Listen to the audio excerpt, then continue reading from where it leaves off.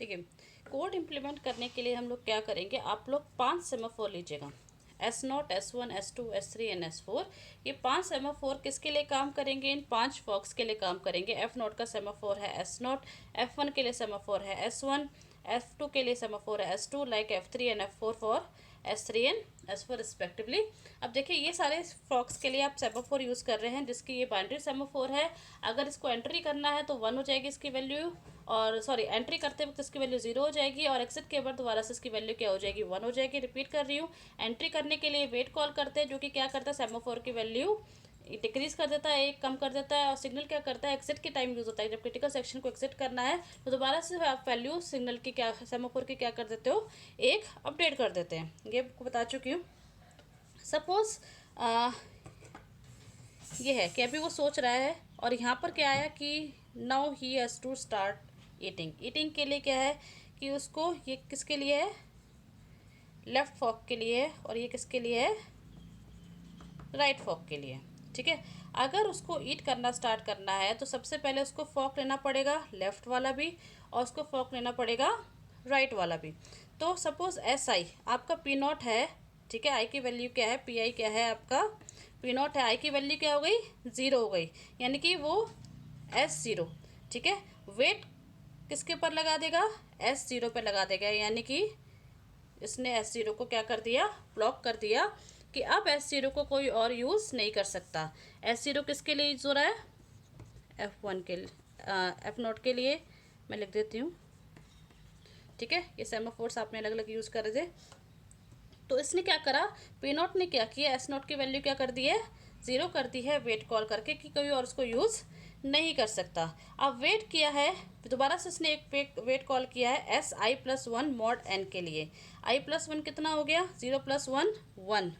ठीक है, 1 mod N, N क्या है आपका 5, 1 मॉड एन कितना आ गया आपका 1 आ गया है। ठीक है, तो ये क्या हो गया 1, यानी कि उसने 1 को भी क्या कर दिया, वेट कॉल करके इसकी वैल्यू 0 कर दी, यानी कि S0 और S1 किसके लिए ब्लॉक हो गए हैं, हम P0 के लिए ब्लॉक हो चुके हैं। ये लिखा है मैंने इस पॉइंट पर। ठीक है। अब सेम टाइम पर सपोज P1 आता है, ठीक है, सेम टाइम पर क्या आता है, P1 आता है, और उसके बाद क्या कर देगा, ब्लॉक करने का, तो उसने अपना इट स्टार्ट द ईटिंग। अब क्या होता है कि सेम टाइम पर क्या आता है, P1 आता है।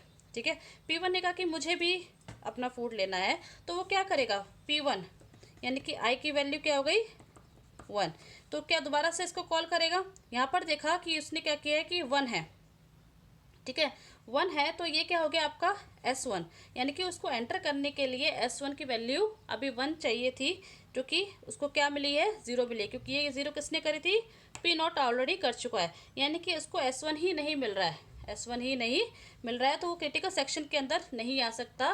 तो वो क्या करेगा, अभी उसको वेट करना पड़ेगा, उसको फूड नहीं मिलेगा। ठीक है, सेम टाइम पर अगर सपोज उसके बाद P2 ट्राई करता है कि P2 try now starting try कि यहाँ भी मुझे खाना खाना है, तो क्या करेगा कि P2 का मतलब यह क्या हो गया S2, आई की वैल्यू 2 हो गई, S2 की वैल्यू अभी 1 है, कोई दिक्कत नहीं। ये किसके लिए होगा था, आपका P0 के लिए हुआ था।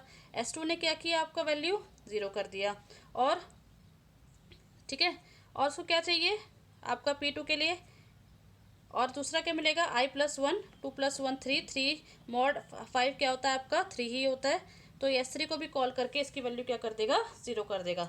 तो दोनों को इसकी वैल्यू 1 मिल गई थी, इसका मतलब P2 भी एग्जीक्यूट कर सकता है। तो P0 P2 एक साथ चल सकते हैं। अगर P2 के साथ आप क्या यूज़ हो रहा है आपका P3 को आना है। P3 के लिए पहले क्या चाहिए, F3 के लिए सेमाफोर है S3 की वैल्यू अभी फ़िलहाल क्या है, 0 है। इट मीन्स कि इसको फॉक 3 नहीं मिलेगा, क्योंकि इसका कॉरस्पॉन्डिंग सेमाफोर की वैल्यू अभी 0 है, 1 नहीं हुई है।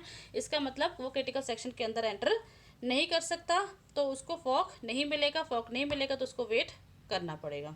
ठीक है, और ये क्या है, कि एग्जिट है, कि सपोज आपका P0 है, आई की वैल्यू क्या हो गई 0 हो गई, कि जैसे ही वो खाना खा चुका है वो क्या करेगा, सिग्नल को कॉल करेगा पुट फॉक के थ्रू। ठीक है, अभी वो क्या करेगा P0, उसके बाद क्या करेगा, खाना खाने के बाद इसकी वैल्यू दोबारा से 1 कर देगा, और ये आई प्लस 1 मॉडर्न क्या हो गया आपका S1 हो गया, 1 हो गया, और इसको भी क्या कर देगा 1 हो गया, कि एग्जिट होने के बाद दोबारा क्या करना है, उस फिलोसफर को उसकी वैल्यू दोबारा से 1 कर देनी है, ताकि उसे खाने के बाद उसके एडजेसेंट जो आपके पास प्रोसेस हैं, फिलोसफर हैं सॉरी, वो फूड को ले सकें। ठीक है, लेकिन इसमें कई बार क्या होता है, आपका डेडलॉक की कंडीशन आ जाती है। वो डेडलॉक की कंडीशन कैसे आती है, ये आप टेबल बनाकर देखना, सेम इसी फार्मूले से बनाइए कि पी नॉट को चाहिए S naught S one, P one को चाहिए S one S two, P two को चाहिए S two S three, P three को चाहिए एस थ्री एस फोर, और पी फोर को चाहिए एस फोर और एस नॉट। यही चाहिए, यही आपको बना था इससे टेबल। ठीक है, आप बनाकर देखिएगा खुद से भी। अब देखिए कि सपोज पी नॉट सबसे पहले एग्जीक्यूट किया, उसने एस नॉट और एस वन को ब्लॉक कर दिया। मैं रिपीट दोबारा से लिखती हूँ।